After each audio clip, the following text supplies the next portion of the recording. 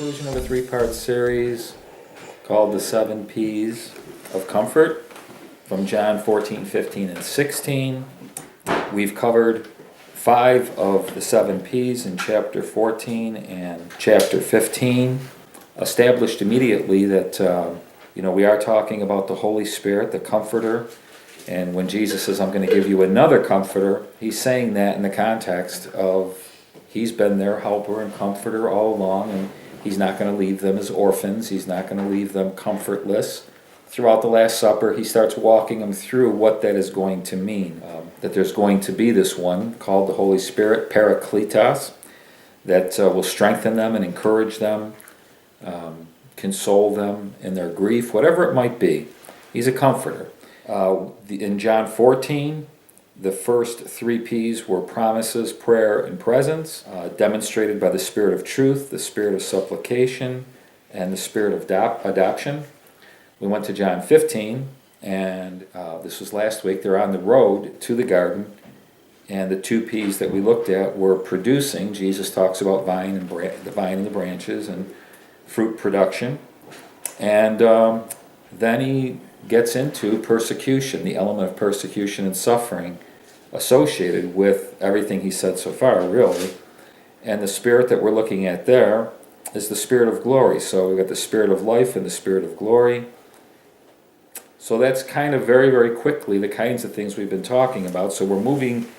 Actually, we went into a little bit of 16 last week, but we're going to spend today in 16 with our last 2 Ps and our last 2 references of the spirit of something. We left off last week with persecution.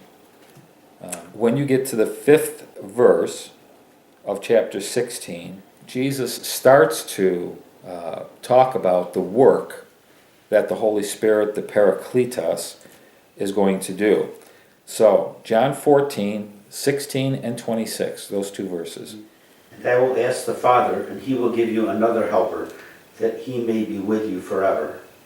But the helper, the Holy Spirit, whom the Father will send in my name, he will teach you all things and bring to your remembrance all that I said to you. So he's already starting to, in John 14, talk about what the Holy Spirit, what his mission and his responsibility is to us, kind of thing. In 16, would you start at verse 5 and read through 13? But now I am going to him who sent me, and none of you asks me, where are you going? But because I have said these things to you, sorrow has filled your heart.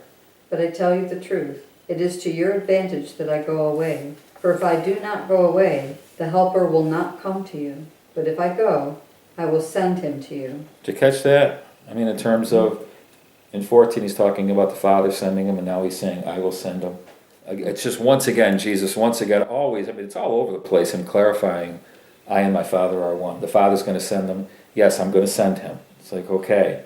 Yeah. You can see how that's got to be confusing to these guys. Wait a minute. You said and the I Father. never would have thought of that. Yeah, it's kind of, and he just flip-flops back and forth like, surely you get what I'm talking about.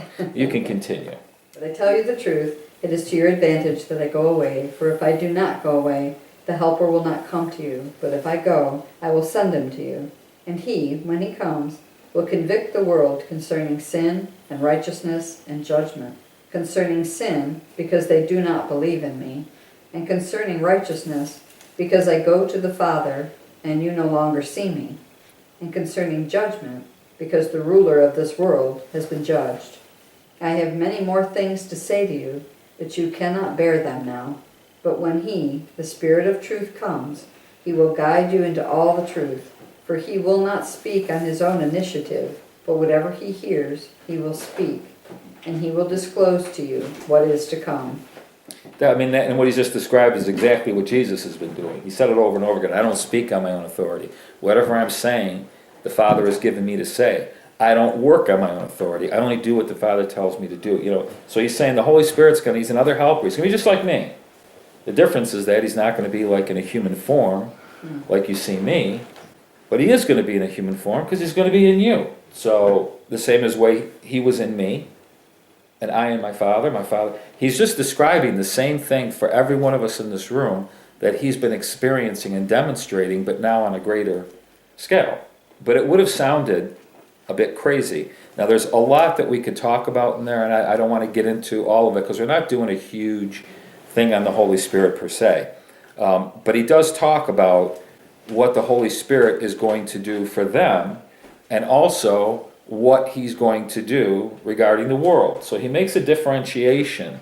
So he's saying a lot of different things and making it clear. The representation in the ministry of the Holy Spirit is different depending on if you're talking about one that he's indwelling, us, or those who have decided they don't want to follow Christ, they don't believe in God, whatever, that there's a ministry to them as well. And they're quite different, what he describes. Now that's not to say that, those of us in here who may occasionally fall into sin or something like that, that he doesn't convict us of sin as well. It's not what I'm saying. But that's not his primary responsibility at all. He'll function that way in us. He will convict us. It's sort of like you can use a hammer to break ice if you want, but that's not really what we use hammers for. We drive nails. So he's saying the Holy Spirit in you has a purpose to remind you of the words of Jesus. In other words, you have the words of Jesus, you've got the work of the Spirit, the Word and the Spirit, they work together so we can move forward and become like Christ. The world, on the other hand, they've rejected the Word and they don't have the Spirit. So the Spirit's ministry to them is different.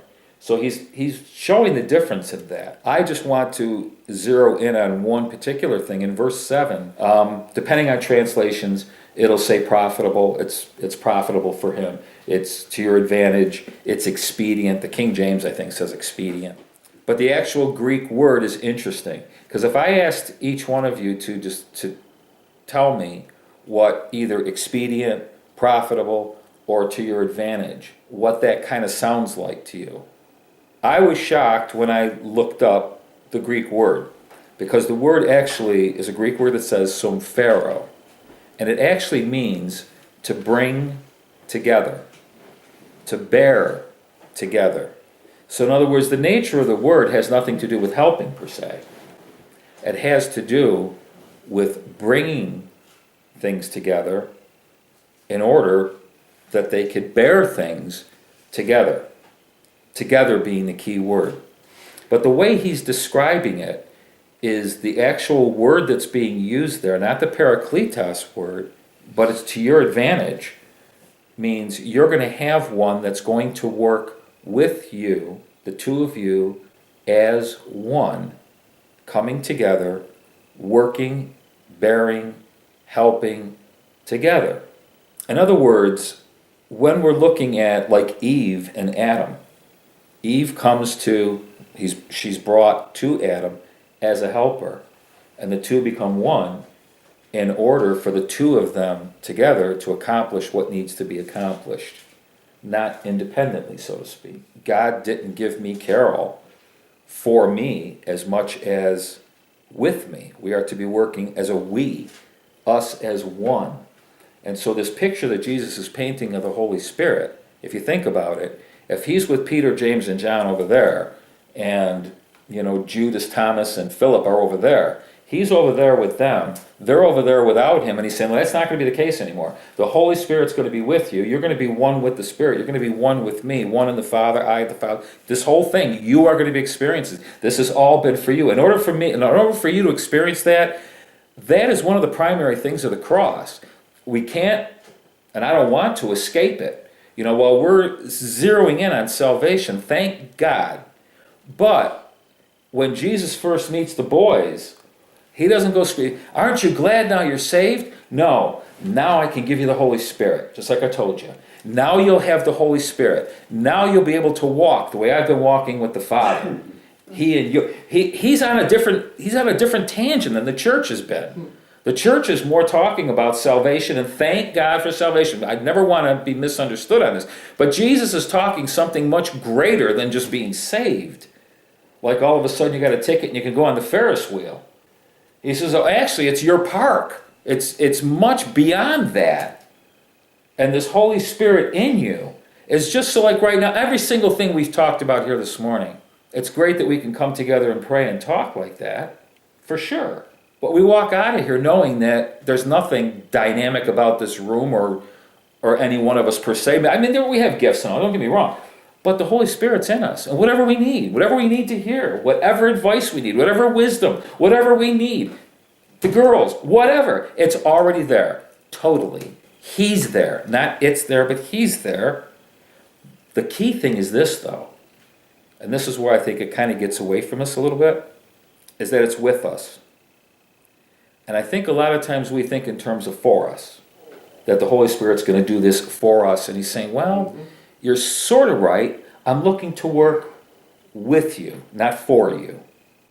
Because that really diminishes what we are. Think about it. If we're always looking at the Holy Spirit, well, he's got to do this and he's got to do that. God's got to do something. He's got to do this. He's got to do that. And meanwhile, we're doing nothing. And God's saying, but you're capable of so much more. What do you mean I got to do it? You do it. Well, God will feed. No, you go feed them. You go take care of them. And I'll be there with you. If you can trust me with 12 or 2 fish and 5 barley loaves, we can do anything. You provide the lunch. I'll multiply it. So it's kind of like the picture Jesus is giving us. You know, what you've been going through, you couldn't ask for a more with situation. You've gone so far beyond the call of duty in doing your part. The thing that we have to, you and I, rely on is that the Holy Spirit's going to do his, so that it's a with. The two have become one. And we just can't do it without him. And he's not going to do it without us. You know, it's kind of, that's the way it works. Jesus is describing something very, very dynamic. There's a reason why he tells them, you break the bread and pass it out. You think he couldn't just tell the bread, hey, multiply and feed 5,000 people. Boys, watch this. No, you break it. Tell them to sit down. Why don't you talk? No, you tell them to sit down. He's always drawing them in. Always drawing them in.